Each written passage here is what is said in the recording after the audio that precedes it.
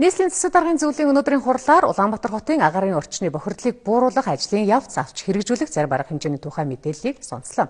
Нийслэлийн засаг дарга хэрэгжүүлж байгаа ажлуудад саналаа хэлж зарим чиглэлд хяналт тавьж ажиллахыг үүрэг болголоо. Өнгөрсөн 1 сарын хугацаанд нийслэлийн агаарын чанарыг сайжруулахад эхний ээлжид агаарын бохирдол ихтэй бүсийн сургууль цэцэрлэгийн танхим, эмнэлгийн хүүхдийн дасгалын өрөө тасалгаанд 5,000 гаруй агаар цэвэршүүлэгч нийлүүлж дууссан байна.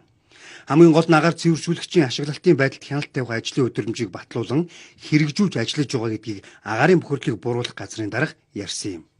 Нийт 908 ширхэг агаар цэвэршүүлэгчийг агаарын чанарыг сайжруулах бүс харгалзахгүйгээр нийслэлийн бусад дүүргүүдийн хэмжээнд нийлүүлэх шийдвэрийг гаргуулах асуудлыг холбогдох газруудад хөрвүүлээд байна.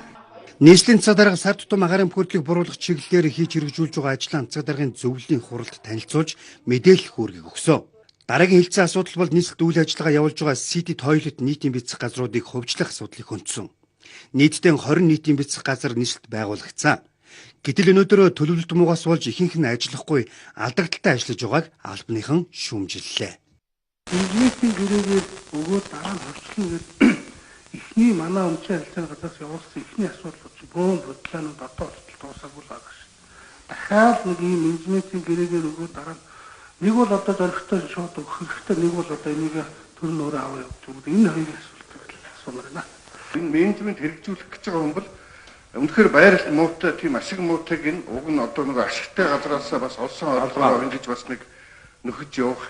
Тэгээ гол нь энэ гэрээн дээр бид энэ гэрээн дээр тавьж өгсөн нэг том юу л одоо тухайн байрыг одоо ашиглах хүн бол одоо энэ яг үйл ажиллагаанд нь хашлахгүйгээр 50%-аас илүүгүй байр талбайг нь өөр зорилтоор ашиглаж болно гэдэг ийм бас зүйл залт оруулж өгсөн байна. Жилдээ бол нэг 120 сая төгрөг авч байгаа. Тэгээ орон нутгийн өвчийн тухай хуулинд бол илэгдлийн зардал бол өөрөө энэ City тавилуурд маань асар их одоо өртөгтэй баригдсан учраас тэрбум 900 төгрөг тэрбум 900 сая өртөгтэй учраас илэгдлийн балансын гартал жилд бол 120 сая төгрөг энэ одоо илэгдлийг байгуулж явдаг. Өөрөөсөө төвлөрсөн дулаан хэмжээнд холбогддог учраас гуравт бол байршил нь бол одоо яг хүн ам байршилны ийм оновчтой байршил биш. Засаг даргын зөвлөлийн хуралдаанаар City Toilet нийтийн бяцлах газруудын менежментийг сайжруулах санал боловсруулж дахин танилцуулгыг хот тохичлолтын газарт үүрэг болгосон юм а.